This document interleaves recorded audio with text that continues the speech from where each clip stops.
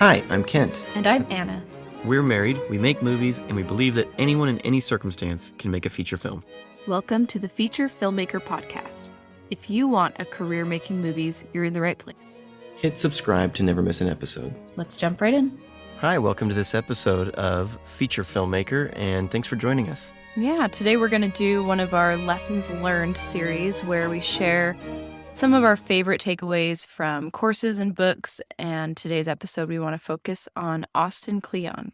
So Austin Kleon, interestingly, I feel like has come under some scrutiny for his books because people are like, oh, they're like blog posts, because they're really artsy, and he includes a lot of his own art in there, but his art is actually really cool. I think if you really do give the whole thing a good read, the stuff he says it has weight to it. It has heft, and he's lived through it. He is an artist. He is an independent artist. And some of these things are just his opinions, and some of these things I think are just really, really valuable insights and knowledge in his books. But Anna has been a longtime fan of Austin Kleon, and so she just did a really quick read-through of all three of his books, Steal Like an Artist, Show Your Work, and Keep Going. So she's done that read-through. I have not revisited those, but I do plan on eventually reading his other books, and I really loved Steal Like an Artist. And so I'll be asking Anna some questions and chiming in with whatever I can recall, but luckily I do find myself reading random chapters out of his books here and there. And I've read some out loud over the last few days. She'll read some out loud to me, or I'll talk to her about it, and she'll summarize stuff. And so we are sort of casual disciples of Austin Kleon, but being a casual disciple is like a big deal. I'm a pretty big fan. As I reread it, I've realized how much the ideas he's shared have influenced everything that I'm doing. And so much of it, I remember learning for the first time when I read his books, and now it's become a part of my life and part of who I am and how I see the world.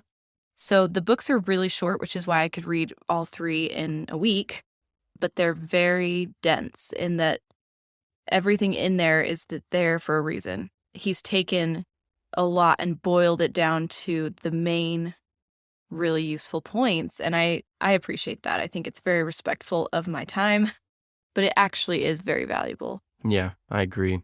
So, Anna, talk to me about what the series is for anyone who hasn't ever heard of Austin Kleon. So he actually has his first book is Blackout Poems, and he, I think, did a presentation on creativity somewhere and just created a slideshow talking about these creative points, and it did really well, and someone talked him into doing a book. I don't really know the whole backstory. I can't remember it super well, but yeah, I think he put his presentation into slides and started posting them onto a blog, and it went viral. And so he got a book offer somehow, and kind of got thrown into that world. And then his first book was a major New York Times bestseller. Well, his first book was the Blackout Poem. Well, I mean, his book as a result of that, Steal Like an Artist. Yeah, Steal Like an Artist is the main one, and then he did write 2 follow-up books that are really good as well. He has a great email list. I like his email newsletter. He's always writing and sharing things that he's interested in, so that's something worth checking out. So, but like, what is Steal Like an Artist like? Right. So we use this in our analysis of films. We always talk about in our discussions, what do you want to steal? What do you want to take from this film as a filmmaker? And so Steal Like an Artist, his first book, is really about your influences and how you are in many ways the sum total of all of your influences and all the things that you like, and you're that common denominator in all of it. It helped me to figure out who are my influences and where were they influenced, and how do I steal from them? How do I actually really take what they have to offer and reconstruct it or combine it with all these other things that I like to make something that is my own, but pulls from the stuff that I love already. So he really helps you with that process, and I feel like it applies to so many different disciplines, but definitely for me as a filmmaker, it's been extremely helpful. Yeah. So what about the book Show Your Work? How is that different from Steal Like an Artist? I mean, Show Your Work is about the follow-up question he got a lot from Steal Like an Artist, which is, how do you get discovered? How do you get out there? And he talks about the importance of not just creating great work, but actually putting it somewhere where someone can find it, and doing that on a regular basis. Hmm. And it doesn't mean that you have to have a finished film every day, because that's not going to happen, right? But you could just put out little pieces of your process, little glimpses into what you're doing, and how there's this whole community that can form of artists as we see each other's work and each other's influences, and we share with each other. And then that's really one of the best ways to be creative, is in a group format where we can bounce ideas off of each other and see people who think differently than you do and bounce your ideas off of those different opinions. Yeah. So he calls it 10 ways to share your creativity and get discovered. Steal Like an Artist is 10 things nobody told you about being creative, and Keep Going is 10 ways to stay creative in good times and bad. Yeah, how to kind of beat writer's block and such, which we've talked a little bit about with Hans Zimmer, how he said, I don't get writer's block because I just write a few notes every day. Like, I always stay in it, which is cool. Well, I want to mention in regards to show your work, that was something you and I talked about, which was the one common denominator that we find in artists, especially filmmakers who make it, is that they make stuff and they share stuff. And they're always making stuff and sharing stuff and making stuff and sharing stuff. And I think David Sandberg is a really interesting example of that, which was just that he was constantly just sharing the work that he was making. And like eventually someone cared, eventually people start to go, oh, this person's really talented, and like they're putting work out there, and it doesn't even necessarily have to explode in any crazy way. But so I really appreciate that. And I think that I've learned a lot from Kleon's thoughts on those notes as well. Can you think of any major takeaways from, maybe since we usually do about 3 takeaways each, can you think of one from each book? Yeah, I kind of was trying to bookmark and find maybe my favorite takeaways from each one, which is really... It's hard to do with like a best hits album, Yeah, it's really hard for me because I actually feel like this book has, especially the first one, Steal Like an Artist, has really changed my life and the way that I work, and I can't recommend it enough. Every single chapter is really good, but this time, the one that stood out to me is maybe a little different than the ones that have in the past, but this time his chapter, Be Boring, stood out to me. He says, be boring, it's the only way to get work done. So he kind of talks about taking care of yourself. He always has these amazing quotes from different people. I don't actually know who this is. Do you know? Oh, Gustav Flaubert. Oh, yeah. I don't know who that is. Yeah, me neither. But he says, be regular and orderly in your life so that you may be violent and original in your work. And so he talks about very practical things, staying out of debt, keeping your day job, getting yourself a calendar, keeping a logbook of what you do, marry well. There's a whole section on not just finding your life partner, but who you do business with, who you choose to be around, those relationships. So I love that one. Yeah. Why do you love that one? Oh, I don't know. I think it's also just something I've learned, I think, is that like you don't, what he says something about like being like the drug addicted, crazy, insane artist who never sleeps and sleeps all day but stays up all night and has like, crazy love affairs, and this whole idea of how crazy the artist life is, the dark brooding, whatever. He's like, those people come and go and they die in a flash, and some people leave legacies and some people just don't, and it's not really actually what makes you creative. And so taking care of yourself and having like a really long career, especially in feature filmmaking, like maybe in art, like painting or music or something, you can do that. You can live the rock star lifestyle and have a huge smash career and die when you're 40 and people will remember you forever. But in movies, I don't think it's really possible. Movies, people do their best work when they're in their 50s, 60s, and 70s. I feel like that's like almost all these guys. They get going. They might have some almost big things happen in their 30s and 40s, and then a lot of these directors of feature films, it's a long game. It's a long game you're playing, and so you got to take care of yourself. But yeah, for me, Still Like an Artist, I think the biggest takeaway from that book was, I won't have much to say about the other books, unfortunately, but the biggest one for Still Like an Artist for me was he talks about analog, and that is, it's not as hipster as it sounds to say that it's really important to work analog. And I've always kind of felt romantic about this idea when I hear people talk about it, but part of me has been like, yeah, but be practical. Come on, computers are great and they're really fast, and like I can type faster than I can write with my hands. And I don't really know if it's actually that effective to be analog all the time. And he doesn't say all the time. He has two desks. He says he has an analog desk and a sort of digital desk, right? Where his computer and everything are. But the analog desk, the idea is that it's got paper, pens, rulers, and it's like a drafting table almost. And there's nothing there that can distract him in terms of like notifying him or buzzing at him or even just saying, hey, you could Google something right now and you have access to everything, all the things right now and at the same time, it's like, and so I've been feeling more and more over the last year or two of my life that it is hard to be really, really creative while staring in front of a big monitor, a big screen. It's just hard because there's just so much pulling at you with that screen.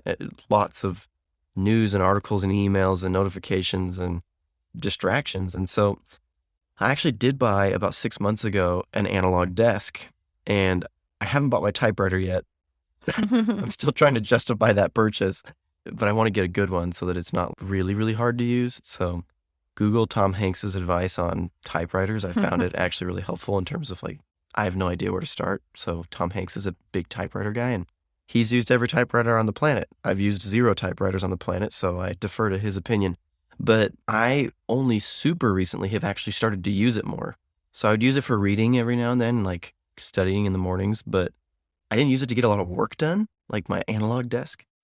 And I'm actually producing a commercial right now, and I've been really struggling to just move forward on it because it's such a big process. There's a lot of overwhelm to it. And so the other day I sat down, I got onto Studio Binder where I was doing a lot of the prep work. I printed the script, I printed the breakdowns and some of the reports, and I'm planning on printing some more things like schedules and such once those are a little more refined. And then I put them all hole punched in a binder, and I put a bunch of blank paper in that binder, and I created tabs, and I created a tab for storyboards. And I've been working at that desk feverishly on storyboards, and I have another folder for a different project that I'm working on that I'm just working on by hand right now. It's a script, and then I have another project, and I created a folder for that, and I'm starting to get really excited about paper and pens. And I used to draw a lot because I used to be a pre-animation major before I switched to film, and so I'm drawing a lot now because I'm storyboarding this commercial. I'm realizing how different and yet exciting and valuable storyboarding is compared to just shot listing all by itself, because it's forcing me to be more detailed in my visualization, and it's helping me draw better, which it's actually a little better than stick figures, I think. So it's like, Yeah. anyway, this has been, a lot of it was spurred because we were just rereading that section of Steal Like an Artist where he talks about why analog is so much more valuable. And I've found that my creative energy is more intense and I feel more excited about my work, and it's actually energizing me. It's not exhausting me. So I don't know.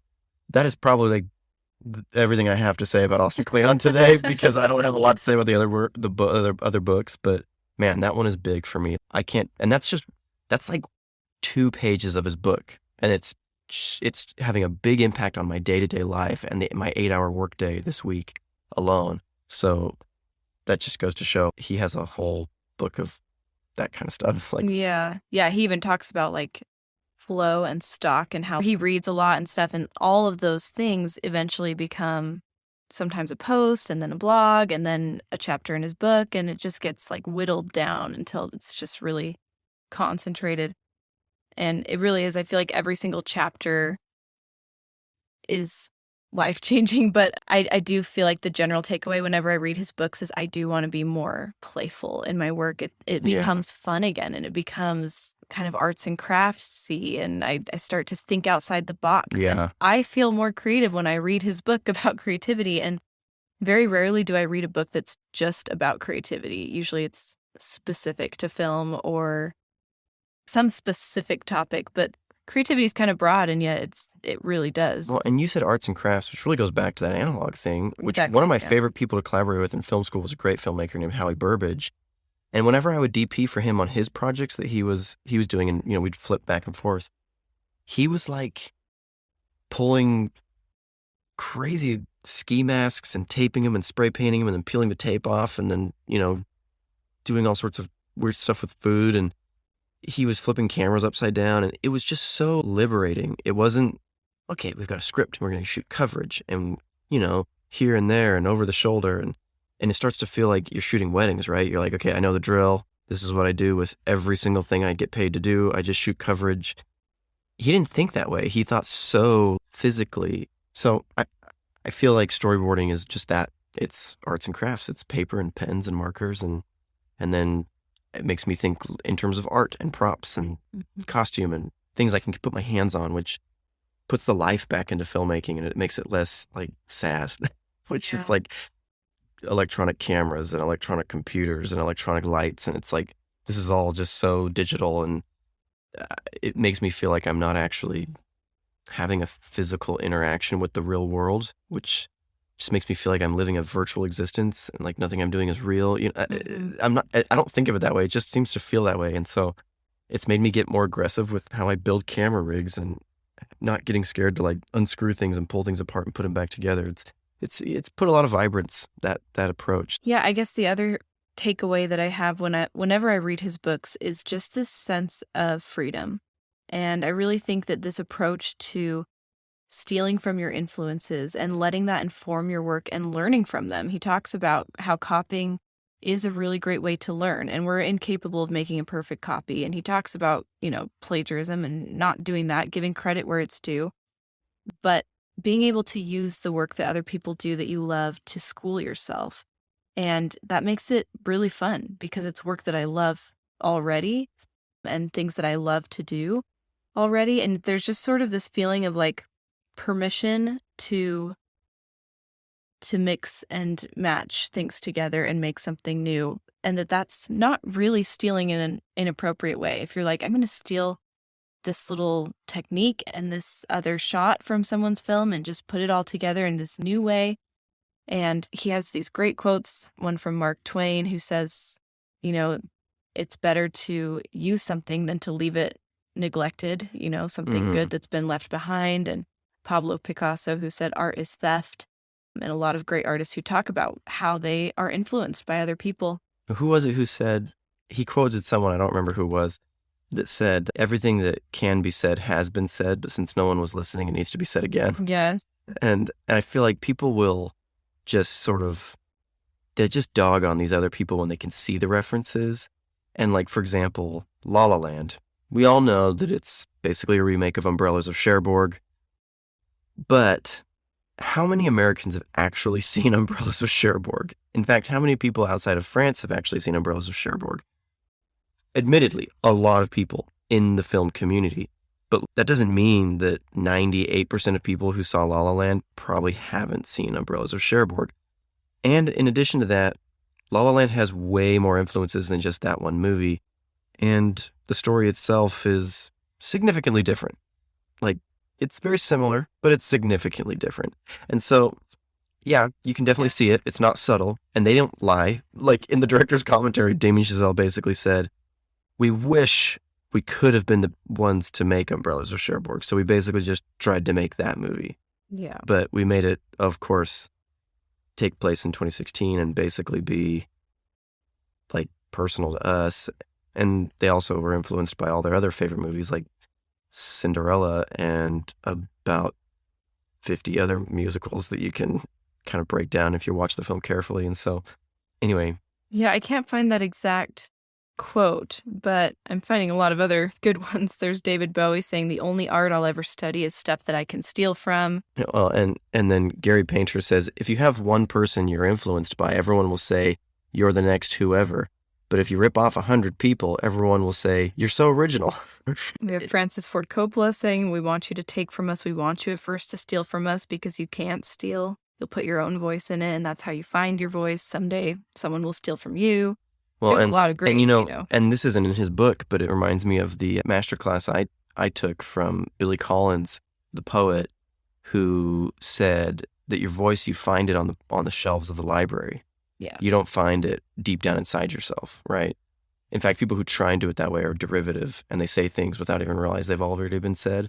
But the people who are saying things and they know that it's already a conversation that's happening in the great, zeitgeist space, whatever. They've read everything that's been said about those things, and so they are able to sort of combine and actualize and contemporaryize. Contemporize? Is that a So word? Anyway, they're able to combine it all, and then it naturally is going to have their own perspective on it, but with the added support of everything that has been said.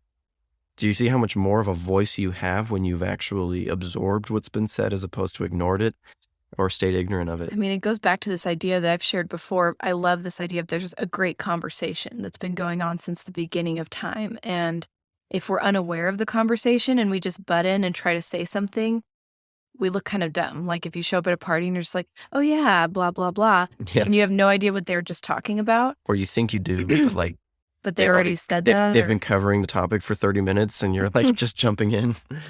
Yeah. So part of being a great conversationalist in the great conversation is listening and reading and seeing what other people have done. And then you can add your voice and agree with the things that you agree with and share them in your own way. So I feel like that it opens up my mind in a way where before, if I'm trying to be original and be different than everybody else, there's a scarcity about that. Like, oh, I can't do anything that anyone else has ever done. And everyone's done everything under the sun. So what am I going to do? But if I think about it, like I can combine all these things that other people have done that I love. And as long as I'm stealing from lots of people, it is originality. It becomes something new. It becomes a product of me who likes all of these different things, and no one else is just like me who likes all of the same things I like and has seen all the same things I've seen or heard all the things I've heard. That creates this abundance. Suddenly, everything is material that I can use. And it just feels like there's endless opportunity and endless ideas that can come from that. Yeah. What's interesting, though, is that I feel that at the end of the day, great art, especially movies and literature that we're influenced by, is not just meant for us to kind of chew it up and digest it into our own work. It's ultimately designed to be made and consumed as a support system for life, in Stephen King's words.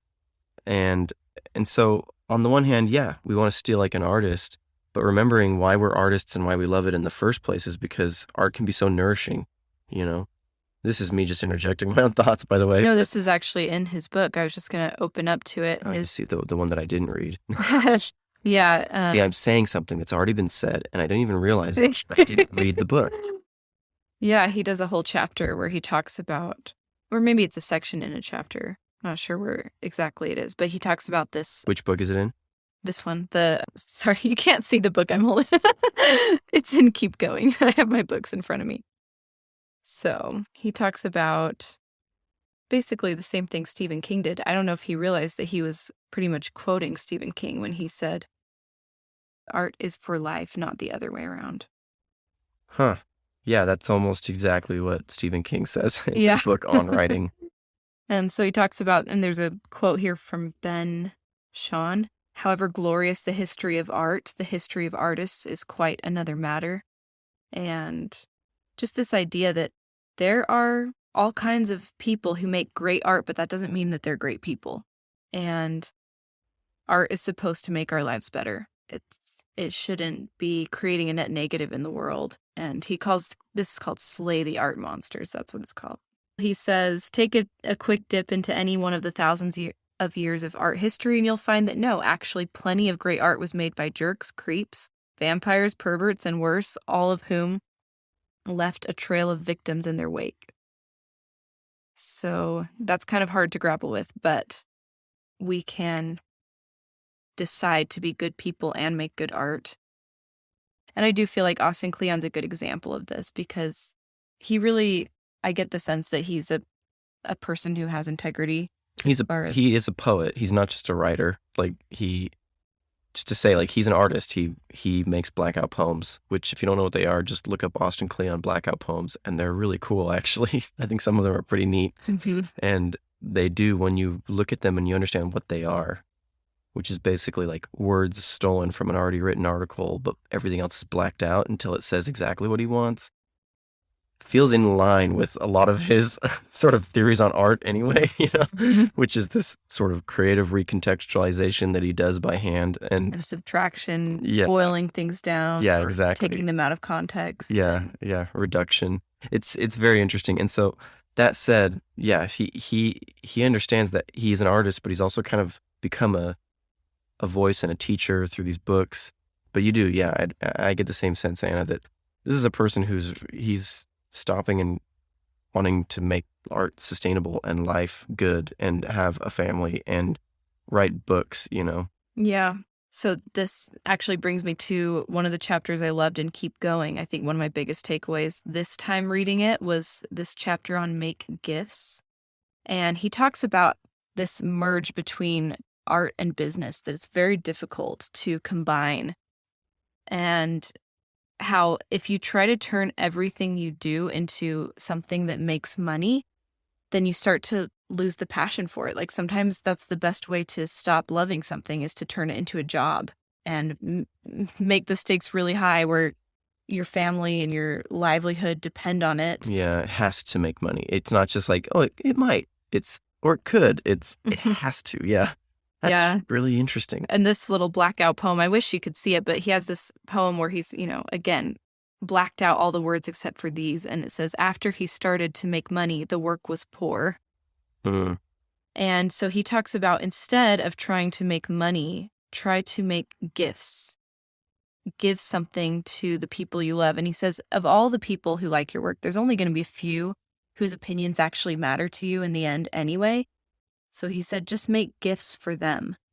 And I think if I'm making something for someone else, it just feels different. It feels more joyful for me to feel like I'm serving and doing something that I love for someone else is just a good place for my headspace to be. I really love that. And that really harkens to what we've learned from Brooke Castillo, which is if you do want to make money, the real number one most important thing is to just put value into the world.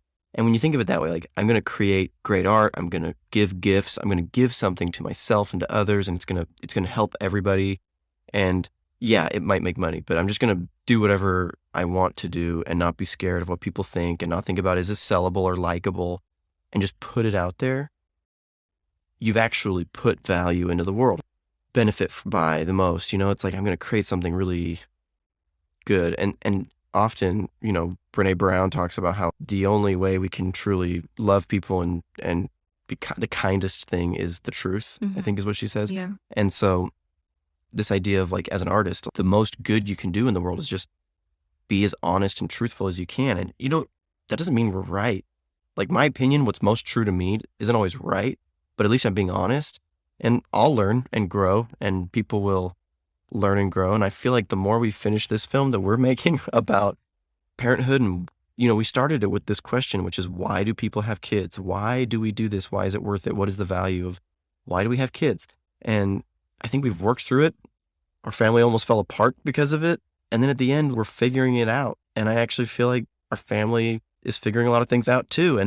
And so in some ways, being really honest, even about things we didn't necessarily feel like we had answers to, or we didn't feel super good about, it's like I didn't feel like, yeah, I'm the best parent in the world, and I'm just going to teach everyone how to be the best parent. Yeah, definitely not. That was not how I felt going into it. I felt like I just need to explore this, and I think other people might benefit from exploring this with us. Mm-hmm.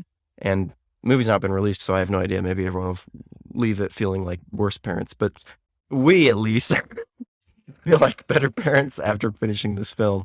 Definitely after finishing this film. While we were making the film, we were the worst parents, but don't put your kids in a movie ever, ever, ever.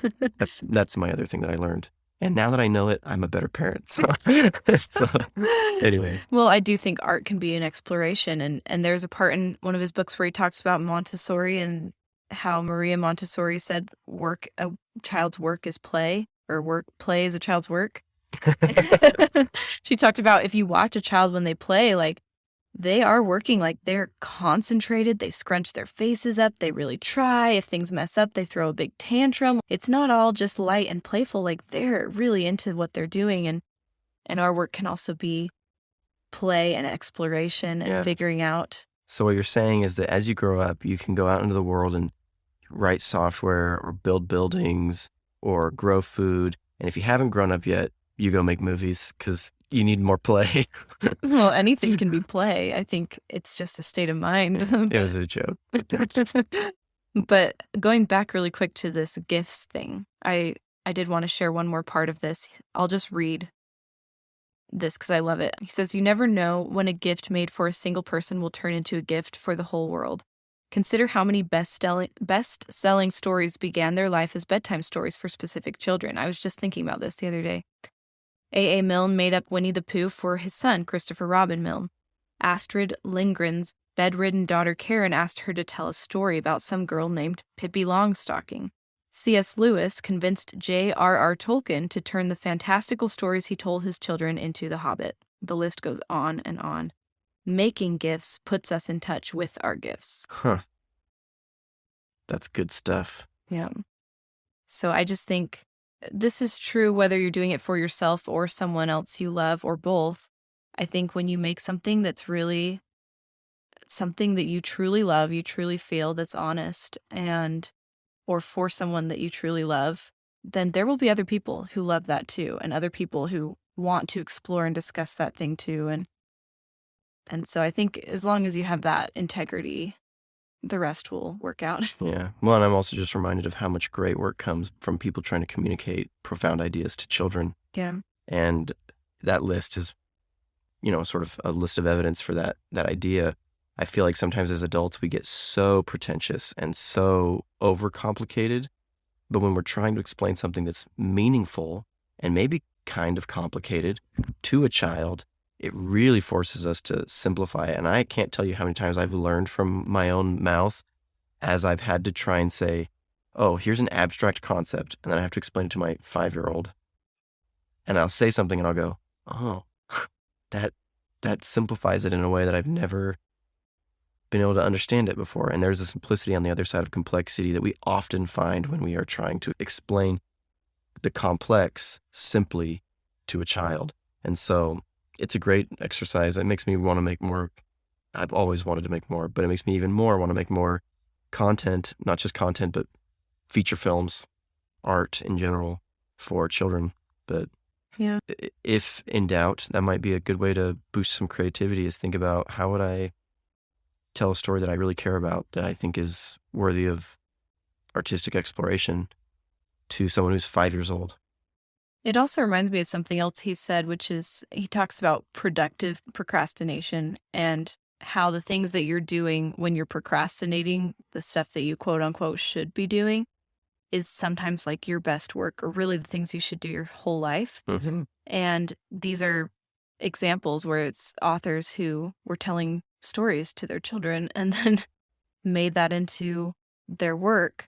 But there's also this balance of like the things you love to do, and not all of them have to have market value. And he talks about the dangers of that too. Like, don't convert everything you do into trying to make money, but have things that are hobbies. He talks about how hobbies used to be more common, and now whenever someone has a talent, you say you're great at baking cakes, they'll say, oh, you should start a bakery. Yeah. Or you make a gift that's really creative and they say, oh, you should do an Etsy shop. And I have to say I'm guilty of this because I feel like even our own children, I'm like, you could make money doing this. And it's like, we have to remember that this is what's ruined universities, is that everyone's decided that no one should go to universities because the ROI isn't very good. As if we all went to universities just to get an ROI. But that literally is the totally dominant mindset now about education is, can you get paid for what you're learning?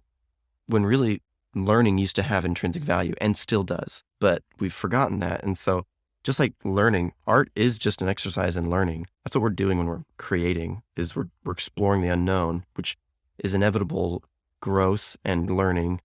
And so it has its own value, which sometimes will be monetized, but it doesn't have to. And it certainly doesn't have its own value if it's created specifically for monetization.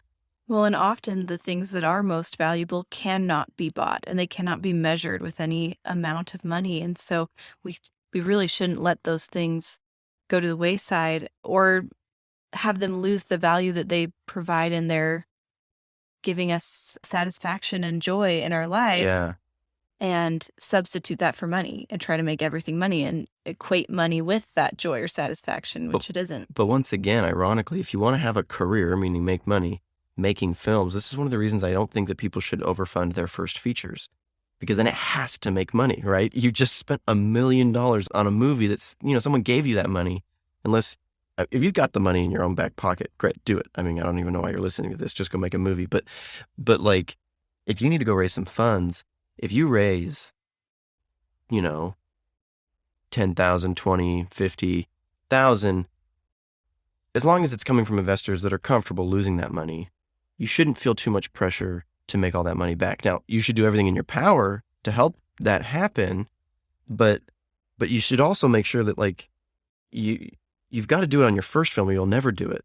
When you've got $100 million, you're sure not, if you can't do it with 20,000 and just say, I'm going to make something that's true and honest and, I'm going to take risks. That's what leads to really great art, movies that are successful. And if you can't take risks and be honest through your art while you're really doing it for passion and not getting paid a ton of money or anything, you're sure going to have a hard time with it once you do have a bunch of money. You're really going to struggle because you'll just make there are movies that frankly make money that aren't any good, and there's lots of them, but Hollywood's good at that. I guess they can play a numbers game, but there are also movies that are really good, that cost a lot of money, that make a ton of money, and they're great. They're great art. And so if you want to be that person, you can pick, right? Then I think that's just why we feel so strongly that it's better to make a movie you can make now than to think about a movie you can't, Yeah, and he says this in one of his chapters. I have a quote here from Jack White that he put in. Telling yourself you have all the time in the world, all the money in the world, all the colors in the palette, anything you want, that just kills creativity. And we've talked about how creativity is problem solving. So if you don't have any restrictions or problems to solve, you can't really be creative. And yeah, it's menu anxiety. And creativity is spurred by the obstacles we face that force us to think differently than we've ever done before and solve in a way we've never done before. He gives the example of Dr. Seuss writing The Cat in the Hat, and he wrote that in using only 236 different words. So his editor bet him he couldn't write a book with only 50 different words. And because of that bet, which he won, he produced Green Eggs and Ham, which is one of the best-selling children's books of all time. Yeah, if you haven't read it, you should check it out. But again, it's just another example of this creativity, and I love that he's like, do your passions and don't, exclude anything. What you do makes you unique and interesting. You don't have to be all one thing, all one brand, you're a person. You have diverse interests, and all of those influence everything else, just like Terrence Malick was a philosopher, and who else? Let's see. Who's the doctor? George Miller. George Miller was an MD before he was a filmmaker, which go watch Lorenzo's Oil and you'll say go figure, but you'll also say hallelujah. Probably. And then there's Chris Nolan, who's a mathematician, and you just see all these filmmakers and you can see Chris Nolan's brother, Jonathan Nolan, was the one who got a degree in physics, theoretical physics, to write the script for Interstellar. I don't know if Chris Nolan is necessarily a mathematician, but he's interested. He's clearly interested in Escher and math and puzzles and, I don't know, being smart. But the point is, these other interests only add to their work. They only make it better because of that. And I actually made a list when I was reading through this book this time and wrote down, what do I like to do when I procrastinate? And I just made this big list of things I like to do and realized, there's a lot of things on there that I could do more of, and just for fun. I don't need to try to make them into a career, but I can just find spaces in my life for those things. And you can put it into your filmmaking to make your film more playful, where it's like, oh, I'm sort of filmmaking right now, but it's really like I'm just using it as a way to play, Yeah. That's good because that'll make your films surprising and, exciting. Yeah, it's like why I got into film in the first place. I was in a journalism class, and it had really little to do with the camera besides that it was something that gave me an excuse to ask people personal questions. Yeah, the camera was permission. Yeah, and so that's where I first fell in love with it, and I've been thinking I should just do that again. Just make a documentary and ask people. my friends personal questions. But And you'll have many people who love you outside of town and lots of people who hate you inside of town. share everyone's secrets and then have no more friends anymore. And then we'll just move. Yeah, but we should probably wrap up this episode, but we've not learned the art that Austin Kleon has of being succinct. Of reduction. Yeah. But we hope you've learned a lot and at the very least felt convinced to read the book that would be finished if you'd started reading it at the beginning of this podcast. That's somewhat of an exaggeration, but maybe not too much of one. But they're nice because they can read fast, but you can also reread them quickly, which they merit a reread. And they have nice 3 little quotes and pictures and fun creative things that it kind of looks like a coffee table book, except I don't have coffee table books because I have kids and they'd rip them up. We could find some good board books, but Austin Kleon should publish a board book. he has a hardcover version right now Well, of Steal Like an Artist. It's their anniversary, so that you one. can go get that with a little bookmark that's really cute, and he'll sign it. Well, it wouldn't save our copy to have a hardcover on it. But thanks for joining us. We'll see you on the next episode. All right, see you later. Bye. Thanks for joining us today. If you like what you're hearing on the podcast, you'll love the Feature Filmmaker Academy, a program designed to teach anyone how to finance and finish a feature film. There are many resources teaching you how to do a great job, but what they don't teach you is how to get the job in the first place. You cannot have a career making feature films until you've made at least one. Anyone can make a feature film using our proven model. It's risk-free. If you follow all the steps in the program, you'll finance and finish a feature film or we'll give you your money back. Learn more at invisiblemansion.com/feature filmmaker or click the link in the show notes. If you find this free resource valuable, we'd really appreciate it if you leave us a review or share it with another filmmaker. We'll see you next time. Bye.